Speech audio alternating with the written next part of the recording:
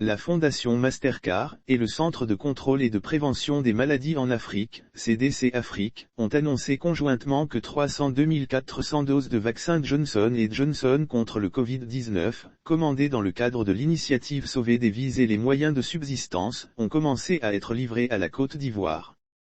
Ces vaccins dont la livraison a commencé il y a juste quelques jours, précise une note de presse de la Fondation Mastercard, seront distribués par l'UNICEF.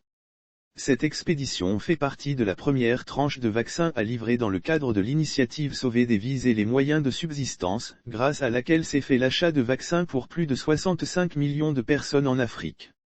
En effet, lancé en juin 2021, le partenariat de 1,5 milliard de dollars, 868 milliards de FCFA, vise à faciliter la vaccination de millions de personnes sur le continent, à développer une main-d'œuvre pour la fabrication de vaccins et à renforcer la capacité du CDC Afrique à superviser une campagne de vaccination historique et à répondre efficacement aux futures épidémies.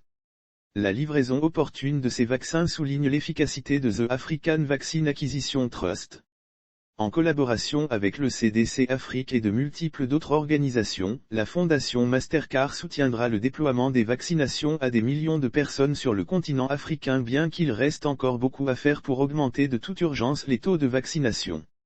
Nous appelons tous les acteurs à se mobiliser pour sauver des vies et à renforcer les moyens de subsistance en Afrique, a déclaré Rita Roy, PDG de la Fondation Mastercard.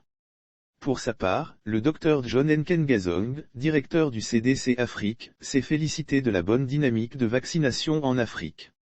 L'effort de vaccination à l'échelle du continent s'accélère régulièrement. En septembre, la première tranche de vaccins achetés par l'AVA a commencé à être distribuée dans 39 pays. Nous annonçons maintenant la livraison des vaccins achetés dans le cadre de l'initiative Sauver des vies et les moyens de subsistance et nous travaillons d'arrache-pied sur le terrain pour obtenir la vaccination effective des populations, ce qui est la mesure ultime du succès, a-t-il déclaré. L'achat des vaccins, explique le Dr John Nkengazong, s'est fait grâce à un accord historique négocié par The African Vaccine Acquisition Trust, AVA, au début de l'année pour l'achat de 400 millions de vaccins Johnson & Johnson, ainsi qu'un accord plus récent pour l'achat de 50 millions de vaccins Moderna.